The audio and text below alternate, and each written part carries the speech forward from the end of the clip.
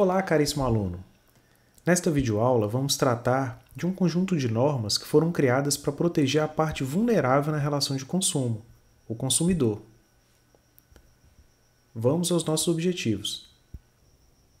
Nesta aula temos como objetivos conhecer os conceitos básicos do direito do consumidor, entender quais são os direitos básicos dos consumidores e também compreender quais são os princípios fundamentais aplicados ao direito do consumidor.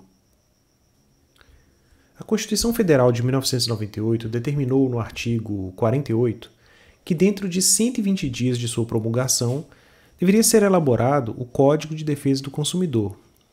Assim, em 11 de setembro de 1990, a Lei 8.078 instituiu o Código de Defesa do Consumidor. As normas foram pensadas para proteger o consumidor, reconhecido como uma parte vulnerável na relação de consumo. Uma outra lei que também se destaca e que é importante a gente mencionar foi a Lei 12.291, de 20 de julho de 2010. Foi ela que tornou obrigatória a exigência de se manter um exemplar, no mínimo, do Código de Defesa do Consumidor nos estabelecimentos comerciais e também naqueles que prestam serviço. Ele precisa ficar num lugar visível e de fácil acesso. Se a empresa não faz isso, ela pode ser penalizada com a multa no valor de até R$ 1.064,10. Está lá no artigo 2º da lei. É importante que a gente discuta aqui alguns conceitos básicos do Código de Defesa do Consumidor. É bom que a gente defina o que é um consumidor, o que é um fornecedor, o que a lei define como produto, o que a lei define como serviço, e também que a gente entenda com clareza o que é a relação de consumo. Pelo Código de Defesa do Consumidor, o consumidor é toda pessoa física ou jurídica que adquire ou utiliza produto ou serviço como destinatário final. Observe que nessa definição é utilizado o termo adquirir. Adquirir significa obter a título oneroso, a gente gastar mesmo, ou então a gente obter também de forma gratuita. E aí a gente tem um ou utilizar. Isso significa que para a lei o consumidor é tanto quem compra o produto ou ganha o produto, como aquele que também, mesmo não tendo adquirido, utiliza ou consome esse produto ou serviço. Temos também uma situação em que nós podemos equiparar alguns grupos como consumidores. Uma primeira situação é a coletividade de pessoas, ainda que indetermináveis, desde que elas tenham participado da relação de consumo. Imagine uma situação em que uma empresa fornece alimentos, mas não toma os cuidados necessários para garantir a qualidade desses produtos. E isso coloca em risco todo mundo, a coletividade inteira. Em alguns casos, você nem consegue determinar direito quantas pessoas foram atingidas. Mas nesse caso, por esse princípio do artigo 2º, todas essas pessoas estariam amparadas pela lei. Também são consideradas consumidoras as pessoas que forem vítimas de produtos ou serviços defeituosos.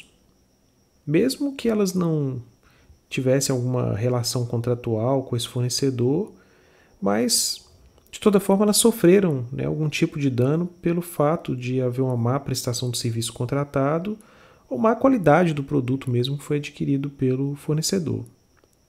Imagina, por exemplo, o caso que cai um avião numa área residencial e ele atinge várias pessoas.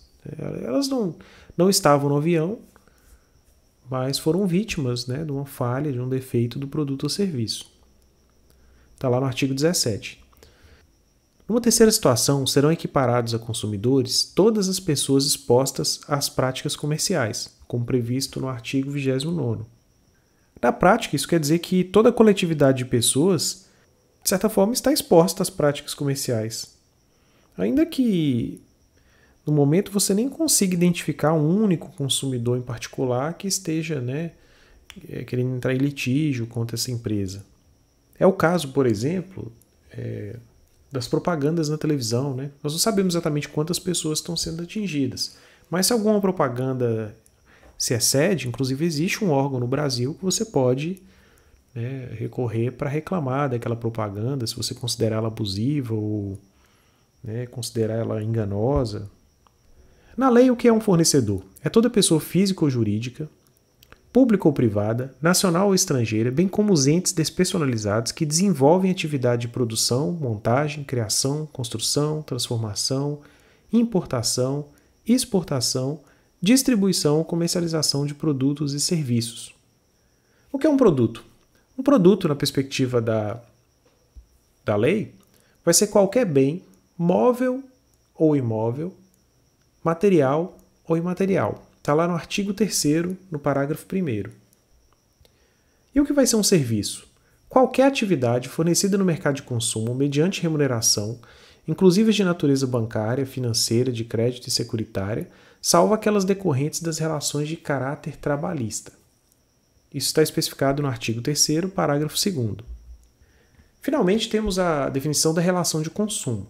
A relação de consumo vai ser a relação existente entre o consumidor e o fornecedor, daquela compra e venda de um produto ou na prestação ou uso de um determinado serviço.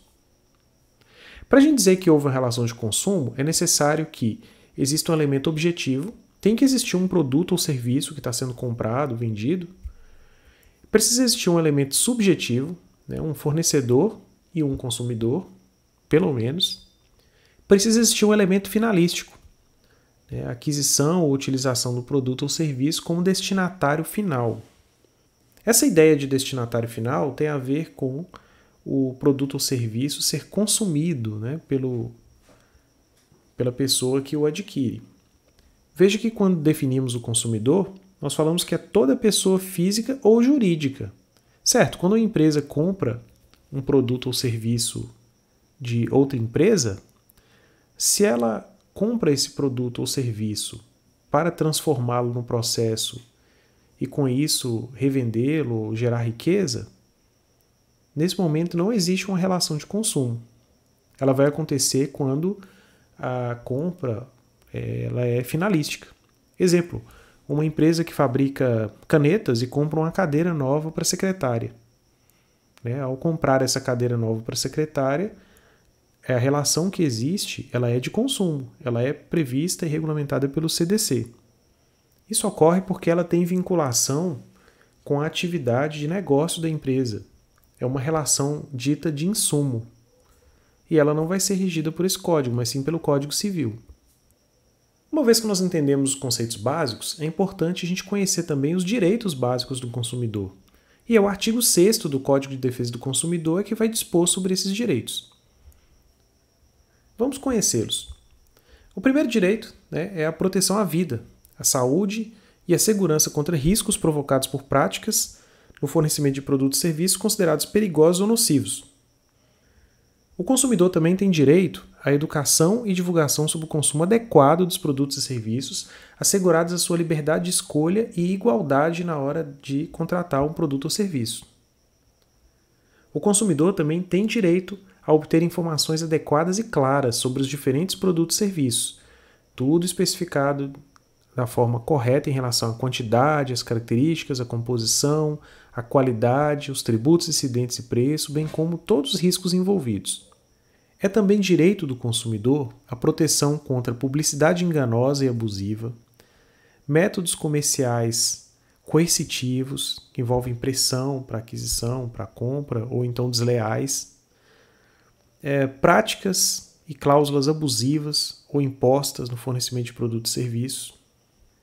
É ainda direito do consumidor a modificação das cláusulas contratuais que estabeleçam prestações que forem desproporcionais ou sua revisão em razão de fatos posteriores que as tornem excessivamente onerosas. É também direito do consumidor a efetiva prevenção e reparação de danos patrimoniais e morais, individuais, coletivos e difusos. O consumidor também tem direito ao acesso a órgãos judiciários e administrativos para prevenir ou reparar danos patrimoniais e morais, sejam eles individuais, coletivos ou ainda difusos, não se sabe exatamente quem é atingido por aquele dano provocado, de toda forma que seja assegurada essa proteção jurídica, administrativa e técnica, principalmente aos necessitados.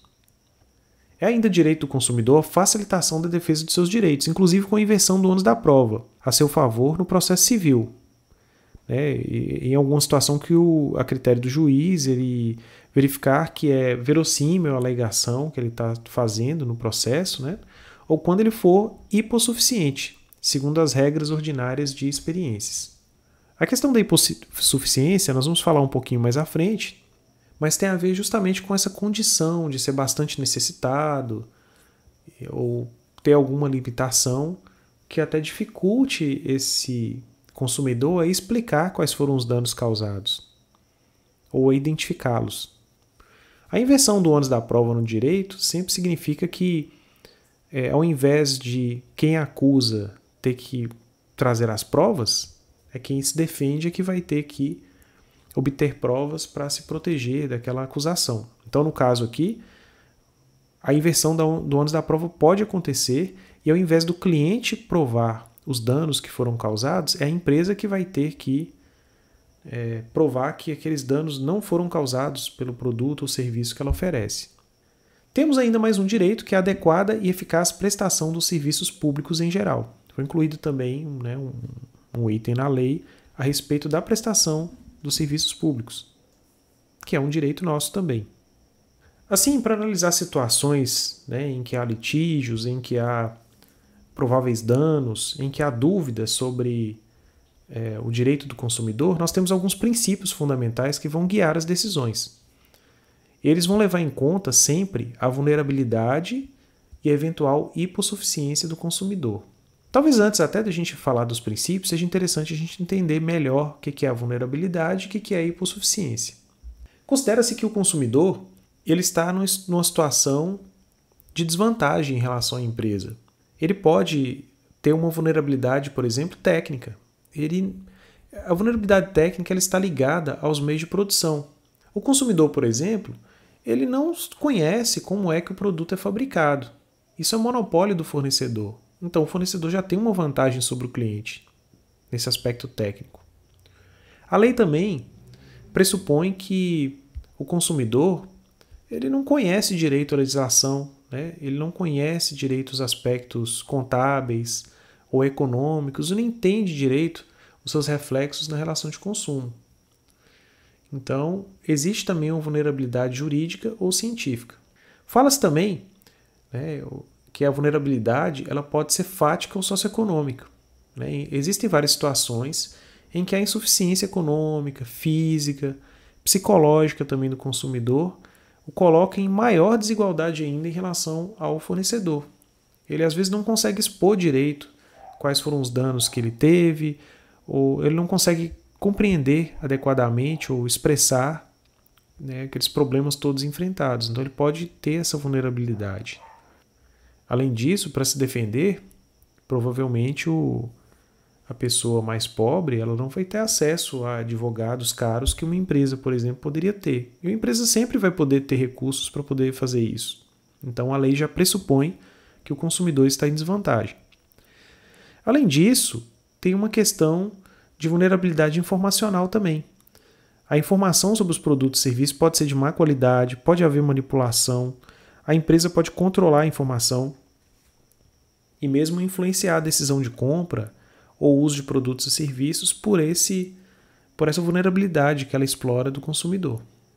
Falamos então que os princípios jurídicos eles vão ser aplicados levando em conta a vulnerabilidade e a hipossuficiência do consumidor. Vamos falar também da hipossuficiência. Nem sempre, embora vulnerável e muitas vezes até necessitado, o consumidor é hipossuficiente. A ideia da hipossuficiência é garantir o princípio de igualdade entre as partes no processo. A ideia é a gente tratar mesmo de forma desigual aqueles que são desiguais em suas necessidades. Assim, dá para a gente distinguir duas situações de hipossuficiência. A hipossuficiência econômica, que a gente falou aqui, essa desigualdade econômica entre o consumidor e fornecedor.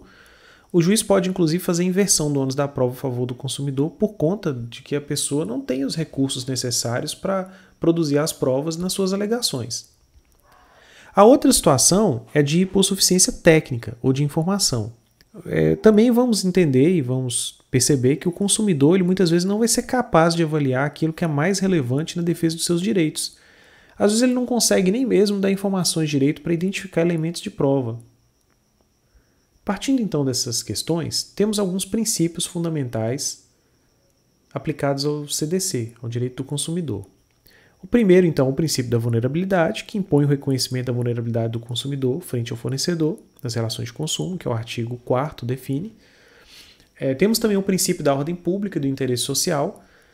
O CDC ele é reconhecido como uma lei que estabelece normas de ordem pública e de interesse social e que, portanto, elas não podem ser renunciadas pelas partes sob pena de invalidar tais contratos. Então, em qualquer contrato, não tem jeito de se ignorar a relevância social, né, do CDC. Outro princípio fundamental também é o princípio do dever de informar. Então, é o fornecedor que tem que informar de forma adequada e clara as características, o modo de uso, os riscos, o preço dos produtos e dos serviços, conforme artigo 31º.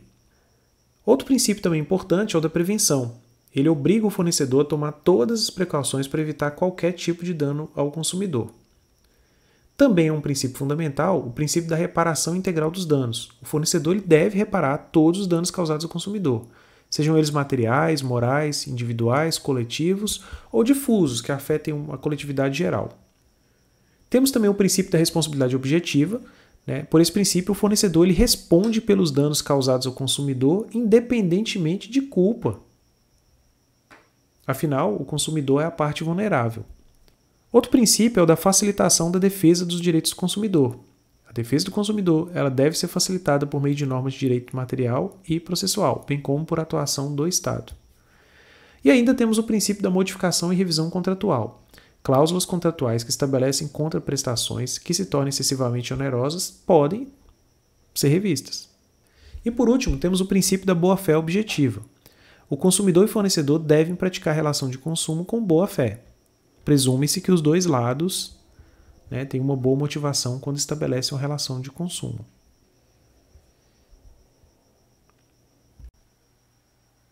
Esperamos que ao final dessa videoaula você tenha entendido quais são os conceitos básicos do direito do consumidor e que também você tenha compreendido quais são os direitos básicos dos consumidores e também os princípios que são aplicáveis ao direito do consumidor. Caso tenha dúvidas, estamos à disposição para atendê-lo.